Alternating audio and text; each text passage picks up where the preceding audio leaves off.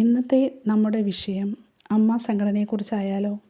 എല്ലാവർക്കും എൻ്റെ യൂട്യൂബ് ചാനലിലേക്ക് സ്വാഗതം. അൻസിമ മാധ്യമങ്ങളിലൂടെ അമ്മയ്ക്ക് അകത്ത് നടക്കുന്ന കാര്യങ്ങൾ പുറത്തേക്ക് എത്തിച്ചതിനെതിരെ ഇപ്പോൾ കാരണം കാണിക്കൽ നോട്ടീസ് അമ്മ സംഘടന അൻസിമയ്ക്ക് നൽകിയിരിക്കുകയാണ്. കൂടാതെ 2 പരാതിയും അൻസിമ നൽകിയിരുന്നല്ലോ. 1 ടിനി ടോമിനെതിരെയും 2 ലക്ഷ്മി പ്രിയയ്ക്കെതിരെയും. ഇതൊക്കെ കൊണ്ടാണ് കാരണം കാണിക്കൽ നോട്ടീസ് അമ്മ സംഘടന നൽകിയത്. മാധ്യമങ്ങൾക്ക് അഭിമുഖം നൽകിയ സംഘടനയെ തകർക്കാൻ ശ്രമിച്ചു എന്നാണ് അമ്മ സംഘടന പറയുന്നത്. അതുകൊണ്ട് അതിന് വ്യക്തമായ മറുപടി നൽകണമെന്നും മറുപടി നൽകിയില്ലെങ്കിൽ സംഘടനയിൽ നിന്ന് പുറത്താക്കുമെന്നുമാണ് മുന്നറിയിപ്പ്. എന്താണ് നിങ്ങളുടെ അഭിപ്രായം? നിങ്ങൾക്ക് അൻസിബയെക്കുറിച്ചുള്ള അഭിപ്രായം എന്താണ്? അത് കമൻറ്റ് ബോക്സിൽ പറയണം കേട്ടോ.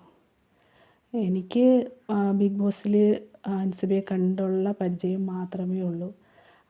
നല്ല വ്യക്തിത്വമുള്ള ഒരു സ്ത്രീയായിട്ട് എനിക്ക് തോന്നിയിട്ടുണ്ട്. പറയുന്ന കാര്യത്തിൽ ഉറച്ചു നിൽക്കുന്ന ആളായിട്ടാണ് എനിക്ക് തോന്നിയിരിക്കുന്നത്.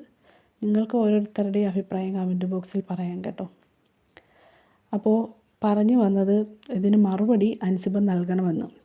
അപ്പോൾ അതിനുള്ള മറുപടിയുമായിട്ട് വന്നിരിക്കുകയാണ് ഇപ്പോൾ അൻസിബ.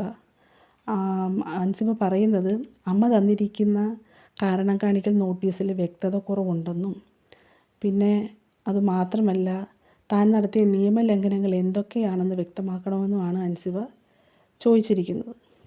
അതോടൊപ്പം തന്നെ ലക്ഷ്മി പ്രിയയ്ക്കും ടിനി ടോമിനും എതിരെയുള്ള പരാതികൾ തികച്ചും വ്യക്തിപരമാണെന്നും അക്കാര്യത്തിൽ അമ്മ എന്ന താരസംഘടനയ്ക്ക് യാതൊരു ബന്ധവുമില്ല എന്നും അൻസിബ വ്യക്തമാക്കുന്നുണ്ട്. പിന്നെ അതുമാത്രമല്ല അൻസിബ പറയുന്നത് അൻസിബ അമ്മയിൽ പരാതി നൽകിയിരുന്നു. പക്ഷേ പരാതി നൽകിയിരുന്നു എങ്കിലും യാതൊരു നടപടിയും എടുക്കാൻ അമ്മ സംഘടന തയ്യാറായില്ലെന്നും അതുകൊണ്ടാണ് തനിക്ക് നിയമത്തിൻ്റെ വഴി തേടേണ്ടി വന്നതെന്നാണ് അൻസിബ പറയുന്നത്.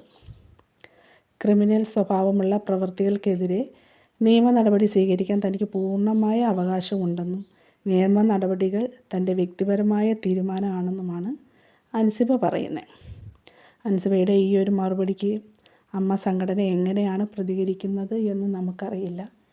അത് നമുക്ക് വഴിയേ കാണാം. അപ്പോൾ ഇതുപോലെയുള്ള വാർത്തകളുമായി ഞാൻ ഇനിയും വരുന്നതാണ്. അതിനായി ഈ വാർത്തകൾ അറിയുന്നതിന് എൻ്റെ യൂട്യൂബ് ചാനൽ നിങ്ങൾ സബ്സ്ക്രൈബ് ചെയ്യണം. അതുമാത്രമല്ല ലൈക്ക് ചെയ്യുകയും കമൻറ്റ് ചെയ്യുകയും ഷെയർ ചെയ്യുകയും ചെയ്യണം.